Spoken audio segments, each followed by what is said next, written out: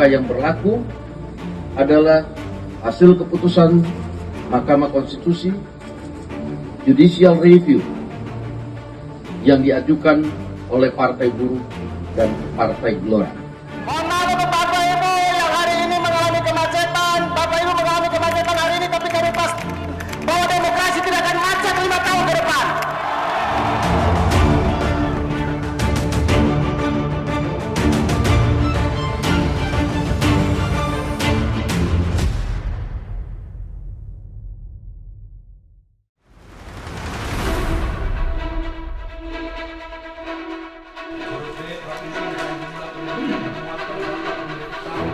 RUU Pilkada dikebut DPR dan pemerintah buntut putusan MK. Keputusan diambil serba cepat dalam rapat kilat kurang dari 12 jam pada 21 Agustus lalu. Kala itu DPR RI berupaya menjegal putusan Mahkamah Konstitusi terkait batas usia calon kepala daerah dan soal ambang batas pencalonan di Pilkada. Apakah hasil pembahasan RUU tentang perubahan keempat atas Undang-Undang Nomor 1 Tahun 2015 tentang penetapan peraturan pemerintah pengganti Undang-Undang Nomor 1 Tahun 2014 tentang pemilihan gubernur, bupati, dan wali kota menjadi undang-undang dapat diproses lebih lanjut sesuai peraturan perundang-undangan? Alhamdulillah. Upaya menjegal putusan MK hari itu benar-benar melukai hati rakyat. Warganet serbu media sosial dengan unggahan peringatan darurat.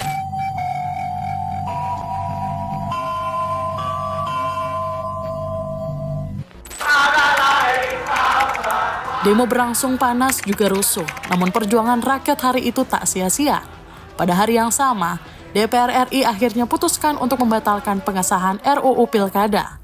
Maka yang berlaku adalah hasil keputusan Mahkamah Konstitusi Judicial Review yang diajukan oleh Partai Buruh dan Partai Gelora. Tak hanya DPR, KPU turut ambil sikap untuk melaksanakan putusan MK soal Pilkada.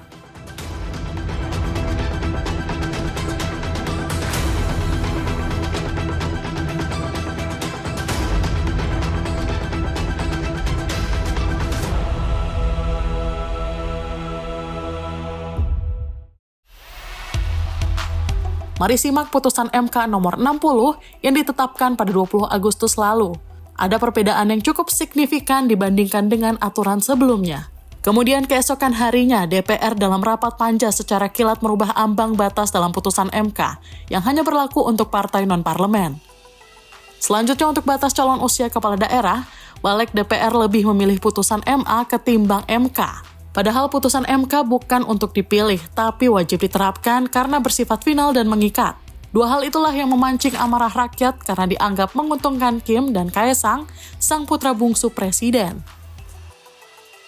Dalam konteks putusan Mahkamah Agung, kita sudah tidak punya perdebatan lagi. Putusan Mahkamah Agung itu relevan ketika putusan itu dibuat.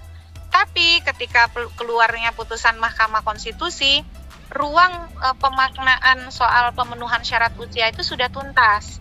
Sehingga tidak ada lagi ketidakyakinan, keraguan soal kepastian hukum gitu, Mas. Tapi bukan berarti revisi UU Pilkada ini tidak bisa dipakai. Dasko mengatakan RUU Pilkada mungkin disahkan di periode selanjutnya.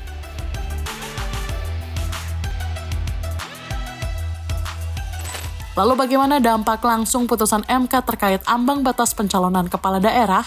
Apa pengaruh putusan MK terhadap koalisi pilkada yang sudah ada jelang pendaftaran? Implikasinya sebenarnya ada dua implikasi yang besar. Yang pertama, peta koalisi formasinya akan berubah. Terutama koalisi yang udah kuat selama ini kan, koalisi Indonesia Maju seperti contoh Jakarta. Nah, Jakarta itu kan koalisi Indonesia Maju itu ada di Kim Plus ya.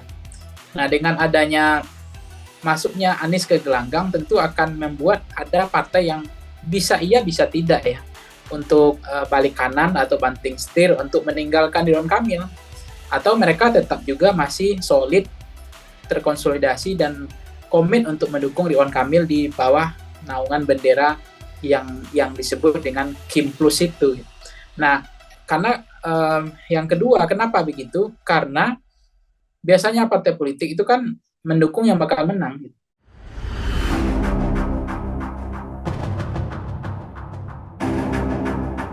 Usai RUU Pilkada batal disahkan, perhatian publik kembali tertuju ke sosok yang tak lain dan tak bukan adalah Anies Baswedan.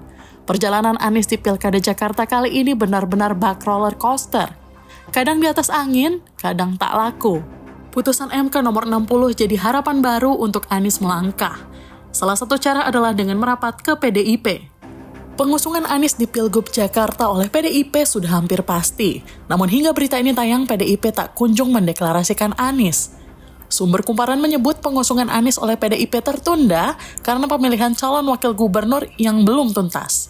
Sebelumnya, Anies sempat menyambangi DPD PDIP Jakarta pada 24 Agustus untuk membahas Pilkada Jakarta. Jadi tadi sama sekali kita tidak menyinggung tentang keputusan, langkah, dan lain-lain, karena semuanya ada di DPP partai. Di luar kewenangan kita. Pokoknya sekarang ini kita tunggu dulu sampai semua keputusan dibuat, dari situ kita tentukan langkah ke depannya apa. Menggabungkan Anies dengan PDIP memang tak mudah, walau sinyal-sinyal dukungan kerap terlontar. Megawati ketum PDIP bahkan blak-blakan minta Anies untuk nurut saat dicalonkan. Aku bilang enak aja ya, ngapain gue suruh dukung Pak Anies? Dia bener nih, kalau mau PDI, kalau mau PDI jangan kayak gitu dong ya. Ya tinggal mau nggak nurut ya. Lihat dong, enak amat ya. Sekarang kita dicari dukungannya, yok. Bingung saya lalu kamu kemana ya kemarin sore ya? Oh iyalah, ayo, mbok jangan gitu dong. Selain PDIP yang kabarnya akan mengusungnya, Anies juga turut mendapat dukungan dari Partai Buruh, yaitu salah satu partai penggugat di putusan MK nomor 60 yang membuat PDIP bisa usung Cagup Jakarta. Bukan masalah Pak Anies atau tidak Pak Anies. Ini tentang tadi hak demokrasi tertinggi memilih dan dipilih. Saya menghubungi Pak Anies hanya menyampaikan satu berita, bahwa gugatan Partai Buruh tentang Undang Pilkada dikabulkan, bahkan bisa memberi ruang baru buat Pak Anies maju. Itu aja. Dan Pak Anies merespon positif. Dan kenapa Partai Buruh mendeklarasikan dukung Pak Anies? Untuk melawan arus saja. Bahwa jangan kamu jegal orang untuk dipilih atas nama koalisi-koalisi itu. Itu aja.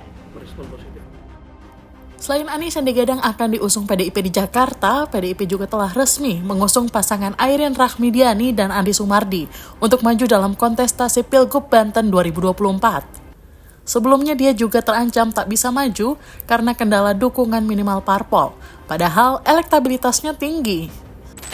Pilkada di depan mata, sejauh mana putusan MK mengubah peta politik? Mari kita simak.